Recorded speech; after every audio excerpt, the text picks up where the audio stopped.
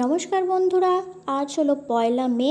43 degree 10টার সময় চলছে, আর সেই টাইমে আমি চলে গেছি মাসকাবাড়ি বাজার আনতে।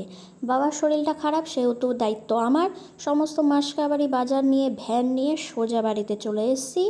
আসার পর দেখছি যে মা খুব সুন্দর খুদ ভাত, পেঁয়াজ, তার মধ্যে সর্ষের তেল দিয়ে বললো যে খেয়ে নে। সারা দুপুর আর কোনো কিছু ক্যাপচার করতে পারিনি, একদম চলে আসলাম সন্ধেবেলা যখন সূর্যটা নেমেছে।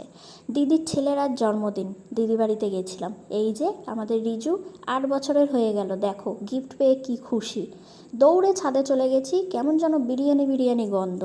ও মা, এসে দেখছি বিরিয়ানির লেয়ারগুলো সাজানো হচ্ছে। আর ছাদে দেখো মাসি কত সুন্দর করে মেনটেন করে ফুল গাছগুলো রেখেছে। এইটা লেবু গাছ, খুব সুন্দর পাতি লেবুগুলো, এত টেস্টফুল আর খুব সুন্দর গন্ধ হয়। এই যে এইদিকে আমাদের সবার প্রিয় লোভনীয় বিরিয়ানি দমে বসে গেছে। আর নিচে খুদে খাদাদের তো খুব খিদেও পেয়ে যাচ্ছিলো, এর জন্য বার্থডে সেলিব্রেশন। খুব সুন্দর দিদি একটা কেক নিয়ে এসেছিলো ম্যাঙ্গো ফ্লেভারের, সেই কেকের দিকে সব বাচ্চারা হামলে পড়েছিল। খুব সুন্দর। ওই দেখো ফটো ফ্রেমটা দিদির বান্ধবী দিদির ছেলেকে গিফট করেছে।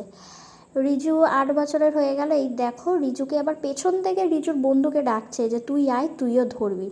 বেশ ভালোই লাগলো দেখে। এই দেখে সেলিব্রেশন করে এবার হচ্ছে বলছিল যে আসো এক এক করে কেক খাও।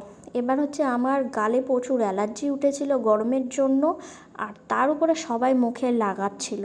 আমি ভয়ে দূরেই ছিলাম। আমি বললাম না, রিজুকে যখন আমি ফাঁকা পাবো তখনই আমি ওর গালের মধ্যে একটুখানি লাগাবো।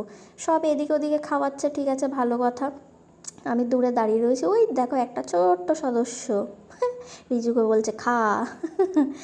এইবার মাসি বাড়িতে গিয়ে গরমের অনুভবটা একটু কমই হলো, কেননা ওরা একতলার উপরে সেট দিয়ে নিয়েছে টিনের, ওর জন্য একটা কমই লাগলো। আর এদিক থেকে দেখো এই যে চান্স পেয়েছি, রিজুকে লাগিয়ে দিলাম খুব সুন্দর করে। এইবার খাবার পালা, সব একে একে মাসি ছাদে রাখছে, আর একটু তার আগে কেকও খেয়ে নিলাম।